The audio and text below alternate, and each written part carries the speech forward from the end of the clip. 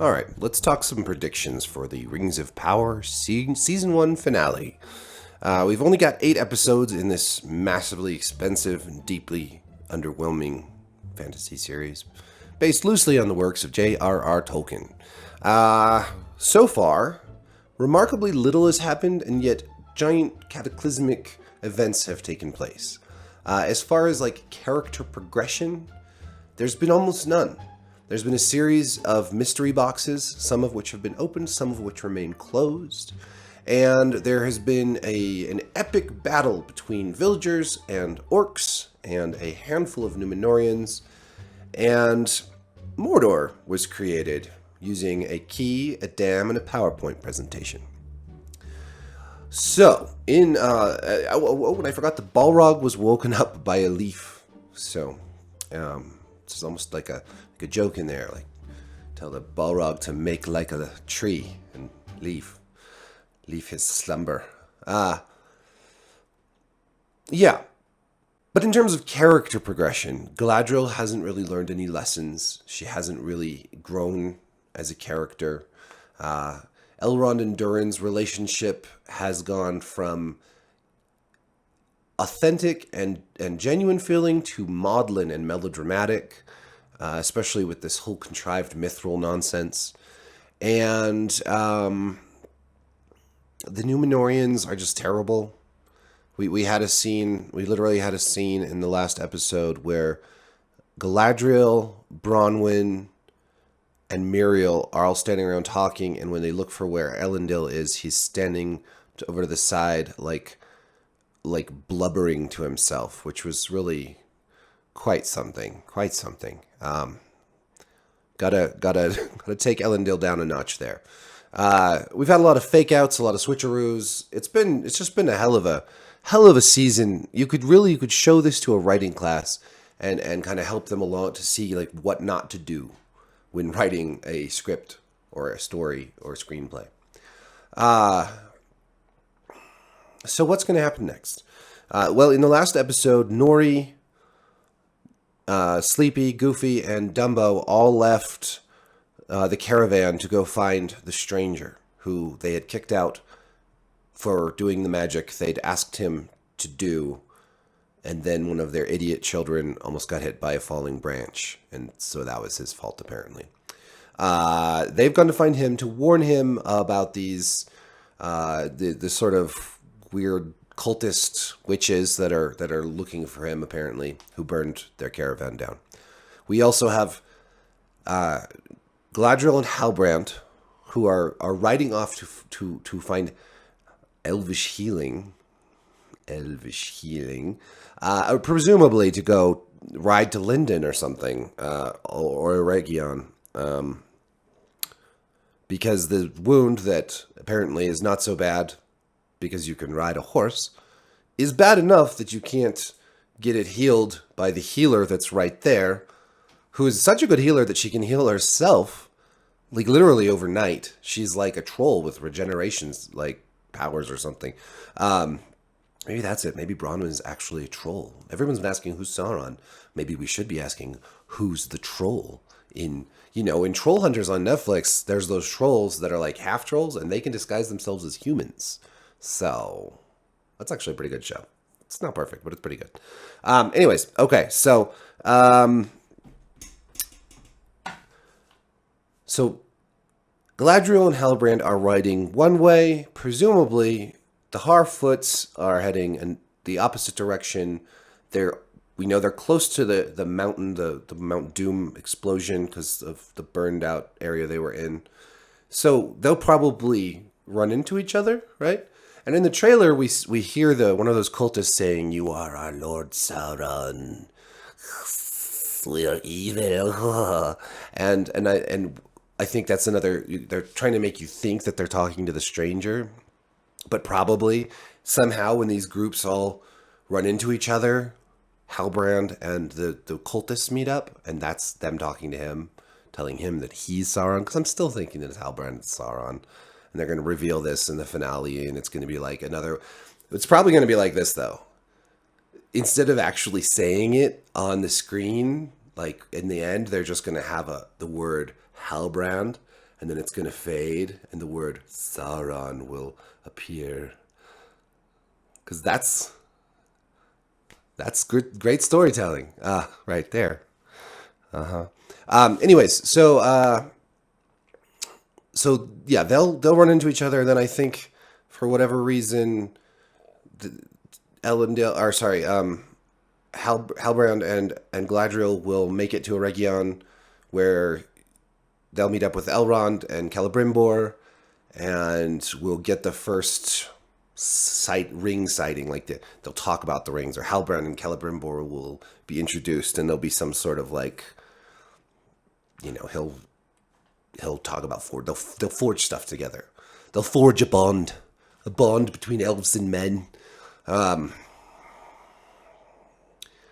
I suppose maybe we'll get the Numenorians probably going back, and they'll be, oh yeah, they're in the trailer. So I saw there's a bit with Muriel talking with Elendil about the faithful and all this.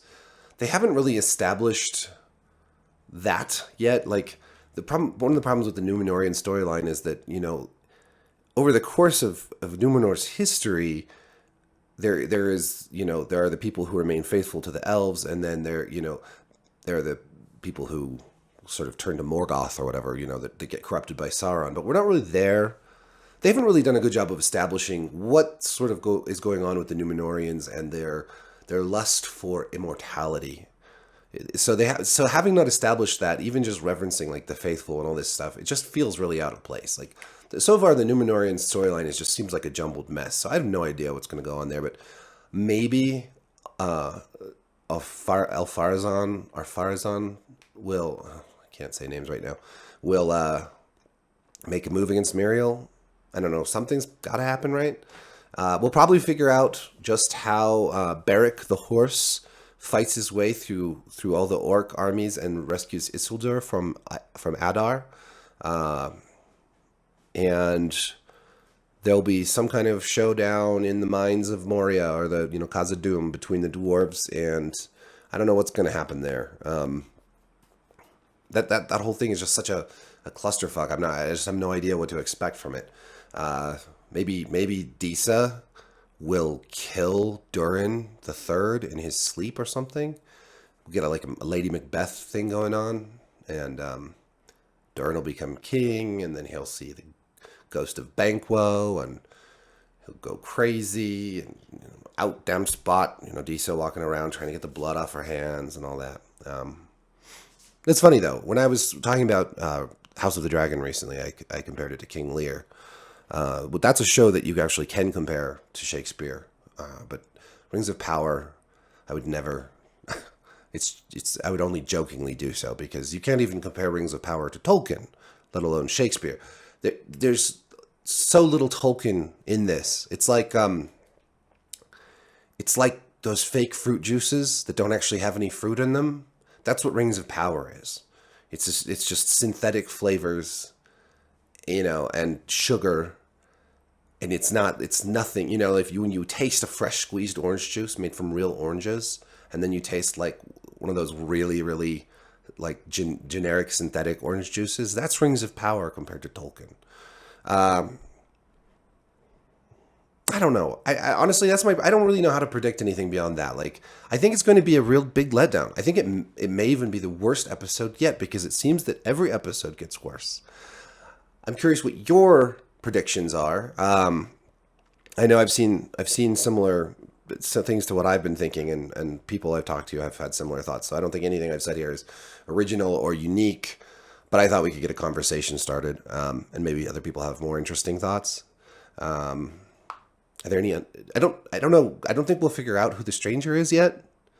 I think they're gonna they have to keep some mysteries going for the season 2, but I could be wrong. Yeah, that's all I got. Sorry, that's all I got. I got nothing else. We'll find out soon enough. I don't have a screener yet. I don't know if they're not sending them out, or if I'm getting it late, or if they're not giving them to me anymore. But I may be just watching this on Thursday night with y'all. Okay, so I made some predictions, and then I found these. I wanted to just jump in and add that there are these pictures released on the Amazon Press site that may offer some more clues. We see several pictures of Galadriel in a green and gold dress, finally out of that plate armor, which must have, at this point, since she went from Numenor all the way to Mordor, then all the way to what appears to be Eregion, in this plate armor cuirass. That must have really gotten stinky after a while. She must have really been just, ripe. Anyways, we see her cleaned up a bit in a lovely green and gold dress, holding her knife that she likes to hold a lot, probably threatening somebody. We also see her talking with Celebrimbor, who is quite a lot older and taller looking than her, which is interesting, considering she was one of the tallest elves and older than him. Then we see Celebrimbor talking with Elrond, and those are the pictures we have in Eregion. And it looks like they're around where the metal's being poured in the trailer that we saw. The metal's being poured in there to forge, as Celebrimbor says, a new power, the likes of which the world has never seen before. Then we have a few shots of the Harfoots, who appear to be not gone yet from their people. They are saying goodbyes, maybe? Boring, pretty boring. Then we have a couple shots of the witch ladies, the three witches. And one of them is just the sort of head witch, the M&M witch, and the other has the stranger with the three of them. So this is interesting because, in this trailer, we hear them say, "You are Sauron." So I'm wondering are they saying that to the stranger? Maybe they think he's Sauron? Maybe the show actually is making him Sauron? Or are they showing us this image and showing us that trailer as kind of a fake out when they do actually run into both him and Halbrand in this episode and tell Halbrand that he is Sauron? Because Halbrand is going to be at Eregion with Galadriel and Celebrimbor and whatnot, and that's exactly where Anatar, Sauron in disguise, shows up. So makes more sense that Halbrand is actually Sauron and that this is all a head fake. So those are the photos. I just wanted to toss that in there, even though I had this video finished. This adds new and important information. All right, peace.